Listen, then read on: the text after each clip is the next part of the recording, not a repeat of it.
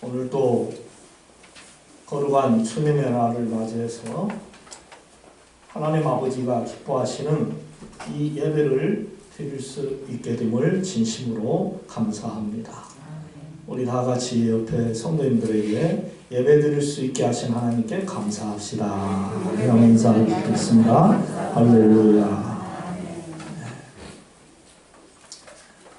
유명한 물리학자인 아인슈타인이 상대성 원리를 발표했을 때에 많은 사람들이 많은 곳에서 강의를 해달라고 요청이 왔었습니다.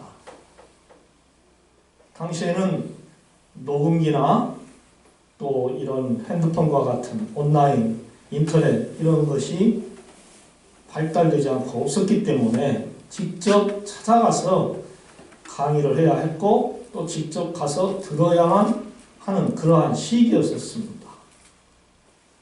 그러한 때에 이 아인슈타인 박사에게 아주 두뇌가 명석하고 뛰어난 조수 한 사람이 있었어요.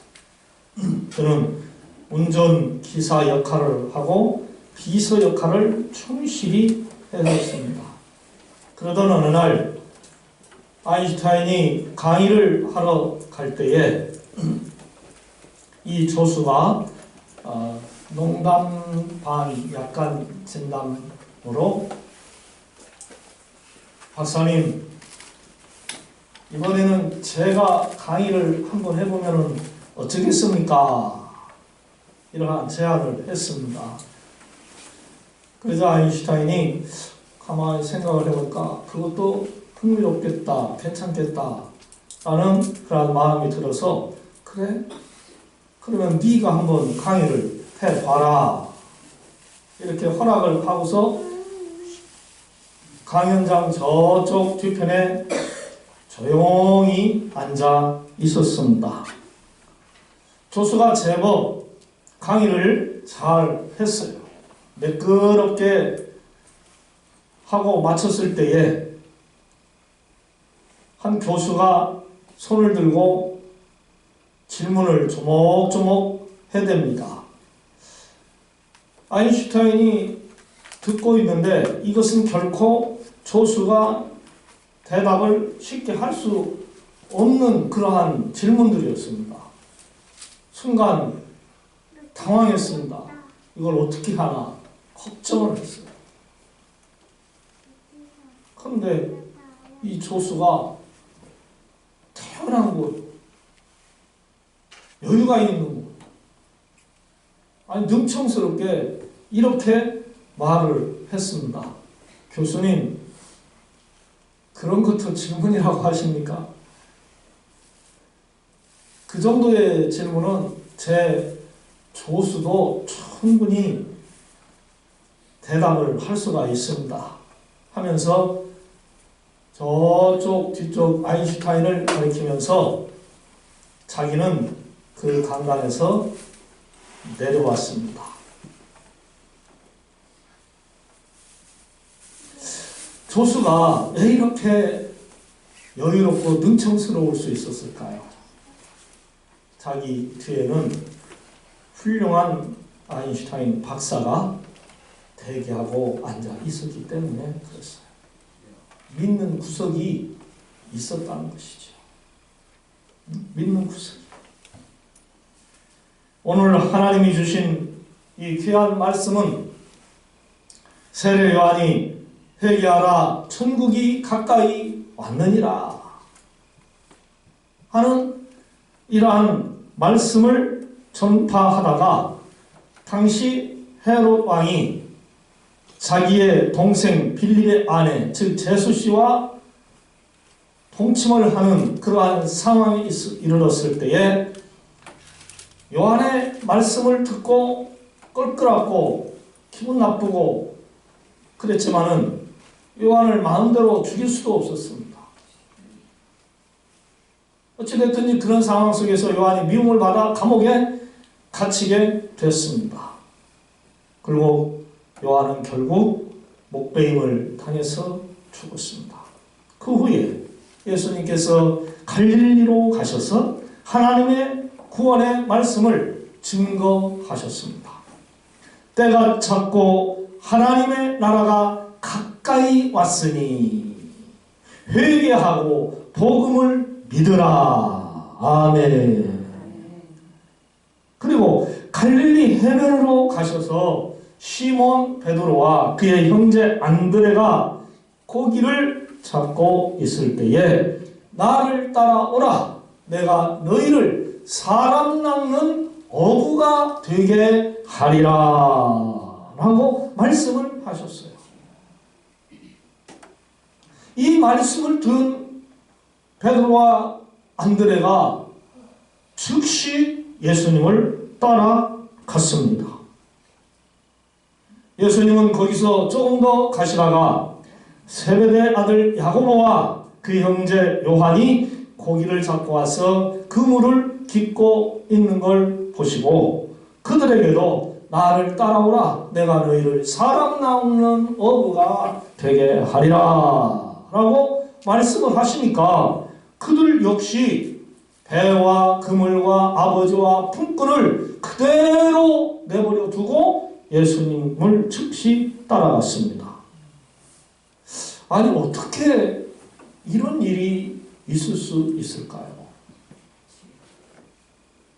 물고기를 잡아서 먹고 생계를 유지하던 그들이 낯선 사람이 와서 나를 따라오라. 내가 너희를 사람 낚는 어부가 되게 하리라. 라고 말씀을 하셨다고 그렇게 모든 자신들의 삶의 전부인 직업을 포기하고 따라갈 수가 있었겠느냐 이 말이에요. 당시 이들은 열심히 일을 한 사람들이었습니다. 일한 대가로 충분히 고기를 잡아서 생활을 할 수 있었습니다. 결코 세상의 영세주의에 빠져서 내가 이놈의 세상을 살아야 할까 말아야 할까 하는 고민이나 걱정을 하는 그런 사람들이 아니었습니다. 일거리가 없어서 고민하거나 일이 너무 고되어서 고민하거나 하는 그런 상황도 아니었어요. 잘 살고 있었습니다. 여러분, 이런 사람들이 예수님을 즉시 따라갔다는 거 좀 이상하지 않습니까? 사람을 낚는 어부라? 저들은 예수님의 이 말씀을 충분히 이해하지도 못한 상황이었어요. 전도가 무엇인가도 몰랐던 것이죠. 사람을 낚다니 물고기 잡는 법을 가르쳐 주신다고 하면 모르는데 사람을 낚는 어부가 되게 한다니 이게 무슨 말이냐라고 퀘스천 마크를 강하게 머릿속에 마음속에 찍어놓고 충분히 이상한 사람이네 뭐 저런 사람이 있어 하면서 예수님을 무시하고 자기들의 갈 길을 갈 수 있는 그러한 상태였습니다.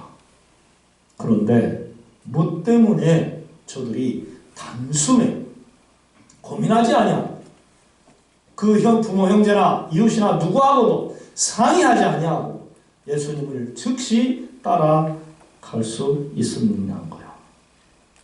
예수님이 제시하시는 진리에 더 큰 가치를 두었기 때문입니다. 믿으시면 아멘. 하나님의 백성이 되는 기준이 교육 수준이나 재물의 소유 여부가 아닌 것을 그들은 알았습니다. 한마디로 말씀드린다면 지금까지 세상을 살아오면서 지은 크고 작은 죄악을 저버리고 하나님의 백성, 하나님의 자녀가 되는 게 더욱더 좋다고 하는 것을 깨달은 거예요. 어부의 생활을 보면은요, 우리 저 뒤에 앉아 계시는 김종환 집사님도 잘 아실 것입니다.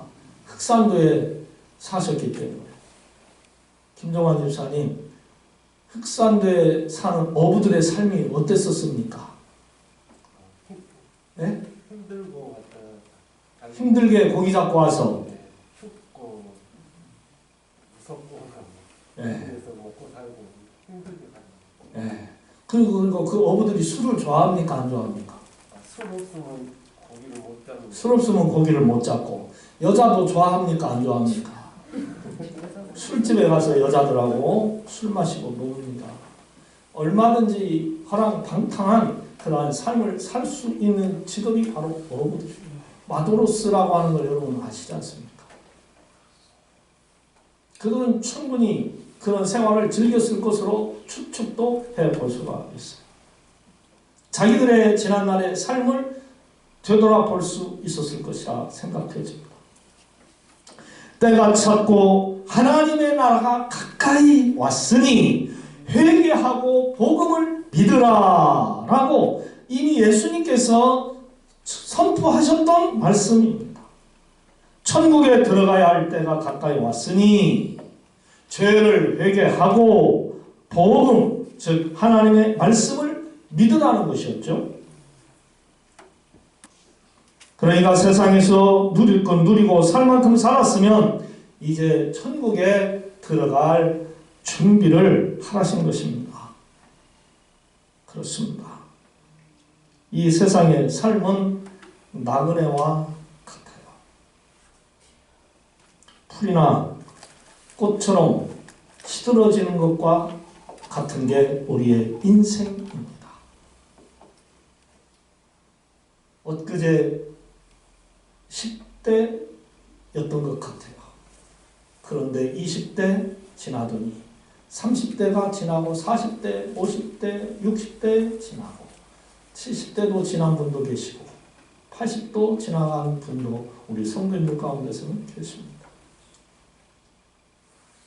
이 세월은 신속히 지나갔습니다. 또 지나갈 것입니다. 그리고는 어느 날인가 이 세상 사람이 아니게 될 것입니다. 생을 마감할 때가 온다는 것이죠. 너무나도 허무함을 느낄 때가 있을 거예요. 그런데요, 우리 성도들은 천국에 소망을 두고 살기 때문에 결코 허무하지 않을 줄로 믿습니다. 할렐루야. 천국의 삶이 기다리고 있어요. 이는 아주 귀한 가치가 있는 것입니다. 세상에서 누리는 어떤 즐거움과 비교할 수 없는 영원의 삶입니다. 영원의 삶. 여러분이 세상을 살아가시면서 힘들고 지칠 때에 이 하나님의 나라를 꼭 한 번씩 생각해 보시기 바랍니다. 눈물도 없는 곳, 애통함이 없는 곳, 수고함이 없는 곳, 평안함만 있는 곳, 하나님과 믿음의 사람들과 함께 살아갈 수 있는 그 좋은 나라, 천국을 한 번씩 생각해 보시라입니다. 힘이 날 것입니다. 용기가 일어날 것입니다. 삶의 의욕이 생길 것입니다. 믿음의 생활을 잘해야 되겠다고 하는 결단도 생길 것입니다. 사랑하는 여러분, 하나님은 사랑이십니다. 아멘. 이 진리를 믿으시면 아멘 하시기 바랍니다. 할렐루야. 하나님은 사랑입니다. 예수님이 이 땅에 오셨을 때에 세례 요한이 의를 사람들에게 선포했는데 헤롯 왕에게 죽임을 당했습니다. 예수님이 이런 사실을 잘 알고 계셨습니다. 그러나 세례 요한처럼 백성들에게 회개할 것을 권고하셨어요. 위험이 도사리고 있는 땅 갈릴리로 가셨습니다. 왜 그토록 위험한 곳에 가셨을까요? 예수님은 거기에 사는 많은 영혼들을 하나님께로 인도하고 싶은, 하나님의 나라로 인도하고 싶은 이러한 뜨거운 마음이, 열정이 있었기 때문에 가신 거예요. 할렐루야. 갈릴리 사람들을 성결케 하시고 하나님의 백성으로 삼고자 위험한 땅으로, 별 볼 일 없는 땅으로 가신 것이죠. 하나님은 말씀으로 직접 지으신 이 세상과 당신의 형상대로 지은 이 사람들을 사랑하십니다. 할렐루야. 그래서 외아들까지 이 땅에 보내주신 거예요. 그 외아들을 이 땅에 보내주신 것은 십자가의 고난에 짐을 짊어져야 하는 그러한 어려운 삶이었어요. 여러분의 자식들이 고통스럽게 살기를 원하는 부모는 한 분도 안 계실 것입니다. 좋은 보직을 가지고 좋은 많은 돈을 받고 얻고 행복한 여유를 즐기면서 사는 삶을 살기를 원할 것입니다. 그러나 하나님은 저와 여러분들을 위하여 이 세상을 위하여 독생자 예수 그리스도를 이 땅에 보내주신 거예요. 변찮는 주님의 사랑과 거룩한 보혈의 공로를 오래다 찬양을 합시다. 주님을 만나볼 때까지. 할렐루야. 하나님은 변치 않는 사랑으로 우리를 돌보아 주십니다. 아멘. 요한복음 1장 7절 말씀입니다. 예수님의 피가 우리를 모든 죄에서 깨끗하게 하실 것이요. 할렐루야. 예수님께서 십자가에 달려 죽으심으로 말미암아 우리의 죄가 사함을 이루어지게 된 거예요. 믿으시면 아멘. 예수님이 저와 여러분의 죄를 사하시려고 우리를 사랑하시기에 머리에 가시관을 쓰셨어요. 가시관. 손과 발에는 못에 찔리셨어요. 한번 상상을 해보십시오. 우리의 생명이 살아있는데 가시관을 썼다고 하세요. 손과 발에 그 못이 쾅쾅 박일 때의 그 통증을 한번 상상을 해보십시오. 죽으신 후에도 옆구리는 창을 맞으셨어요. 그로 인하여 몸 안에 있는 물과 피가 다 쏟아졌어요. 그리고는 마침내 다 이루었다. 이 한마디 하시고 이 세상을 떠나셨어요. 사랑하는 성도 여러분, 여러분들에게는 무슨 믿는 구석이 있는지요? 우리 한재일 집사님은 무슨 믿는 구석이 있으십니까? 돈입니까? 돈, 여러분 돈 믿잖아요. 돈이 있으면 공부도 할 수 있고 집도 사고 차도 사고 좋은 옷도 입고 보석도 살 수 있고 친구도 많고 마음껏 여행도 갈 수 있고 취미생활도 할 수 있고 좋은 병원에 가서 치료를 받으니까 장수할 수도 있고. 여러분 돈이 좋죠? 잘 모으시기를 바랍니다. 잘 모으세요. 그리고 잘 쓰시기 바랍니다. 그런데요, 우리나라가 복지 제도가요 제법 잘 되어 있습니다. 그렇게 큰 돈 없어도 앞으로 여러분 사는데 그렇게 큰 지장 없습니다. 비록 가난할지라도 아쉬운 대로 살 수 있는 나라가 대한민국입니다.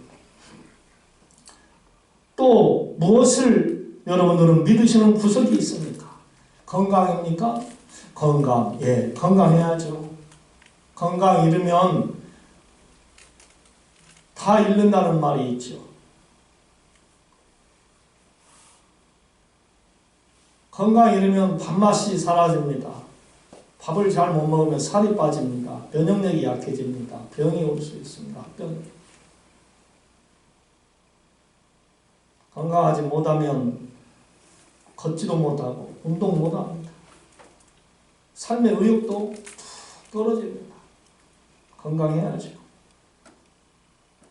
그런데요, 그 건강이 100년, 1000년 살 것 같아도요, 그렇지 않습니다. 때가 되면 그 건강도 사라집니다. 아플 때가 온다는 거죠. 그토록 가기 싫은 요양원에도, 요양병원에도 가야 합니다. 자녀, 손들과 돈과 내 집을 다 놓아두고 갈 때가 와요. 거기서 돌보심을 받을 수도 있고, 또 듣는 말에 의하면은 거기에 근무하는 사람들은 죄송하지만 은근히 학대도 당하고 멸시도 당한다는 말도 있어요. 근데 사실은요, 자식을 키우다 보면 말 안 들으면 어떻습니까? 말 안 들으면. 네? 때리잖아요. 어른들도 말 안 들어요. 큰애기가 돼가지고. 그러니까 요양원 일하는 분들이 이렇게 밀칠 수도 있고 꼬집을 수도 있고 때로는 험한 말도 할 수가 있어요. 그것도 사람인지라. 그러면 안 되는데도 감정의 동물이. 그러면 그때 내가 교수였는데, 내가 박사였는데, 내가 돈 많은 갑부였는데 어디 네가 감히 나한테 이렇게 하냐? 그렇게 해봤자 무슨 소용이 있어요.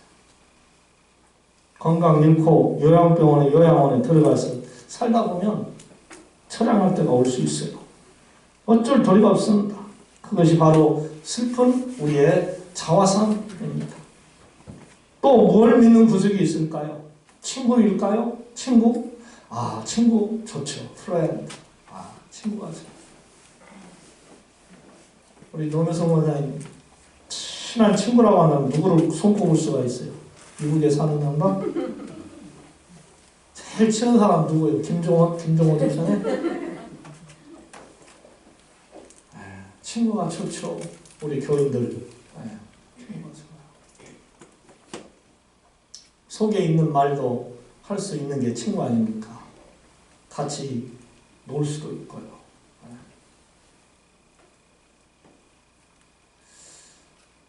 나이가 들어갈수록 누가 있어야 된다라고 사람들이 말하는 줄 아세요?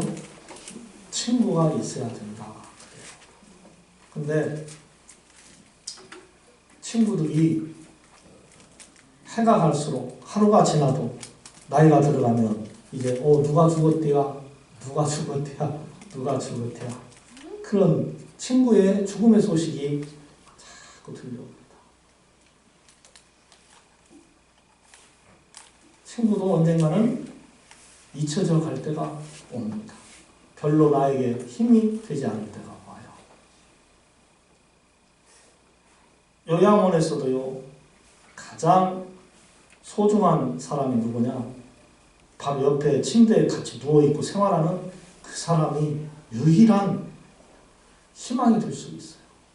근데 그 사람이 어느 날 방 빼요. 죽었어요.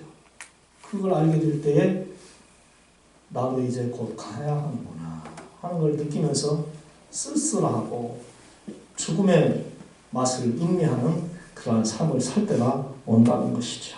다 갑니다.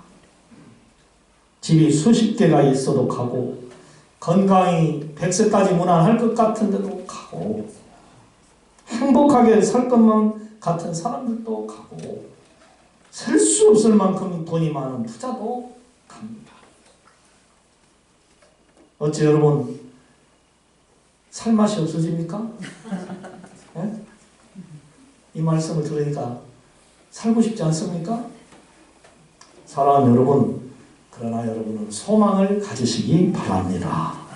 우리는 예수님을 구주로 믿고 구원을 받은 크리스천들이에요. 천국에서 주님과 영원히 살 사람들입니다. 믿으시면 아멘. 영원히 살 사람들. 하나님이 우리를 사랑으로 붙들어 주셨습니다. 바로 이것을 우리가 믿습니다. 저와 여러분들은 믿는 구석이 누구냐? 예수 그리스도입니다. 믿으시면 아멘. 하나님을 믿는 믿음의 구석이 있어요. 하나님 나라가 가까웠습니다. 지금 이 세상은 때가 찬 것을 우리가 알 수가 있어요. 때가 찬 것을. 코로나가 작년 2월에 우리나라에 들어오더니 지금까지도 사라지지 않아요. 오늘 또